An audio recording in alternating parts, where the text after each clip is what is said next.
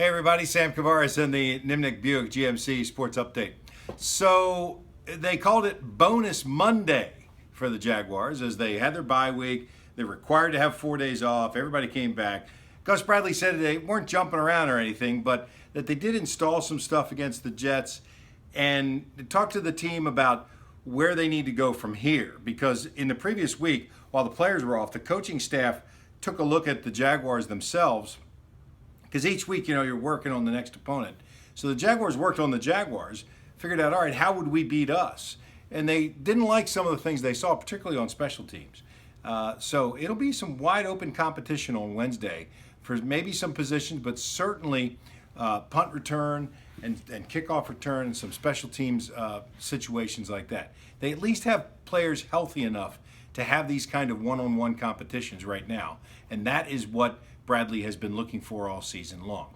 As far as Marquise Lee, he wouldn't give any kind of timeline on him returning, but the albino tiger apparently at this point is doing short sprints, has had no ill effects, and we'll see whether or not he recovers from that soft tissue injury in his hamstring well enough to participate at some point.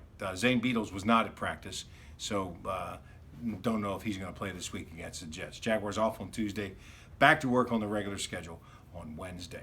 Let's look back at the Florida-Georgia game on Saturday, which, by the way, the tailgating scene was probably as wild as I've ever seen it. Combination of the weather and the importance of the game, and glad there wasn't too much difficulty, too many problems.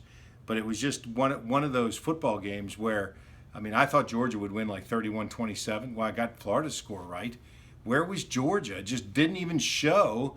Mark Richt clearly is in a little bit of a hot seat, despite the fact that he wins 9 games every year, and just a lot of people at Georgia are looking for a little bit more. Hard to say, but right now offensively they're in trouble. They scored 9 points a couple of weeks ago and won a game, and then they scored 3 points this past week.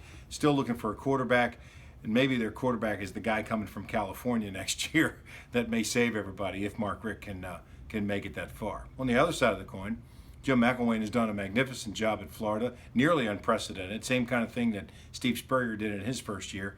And all they do is beat Vanderbilt this week, and they're on their way to the SEC championship game as the Eastern Division champion. Should happen homecoming noon in Gainesville Saturday. I'm Sam Kavaris, and that's the Buick GMC Sports Update.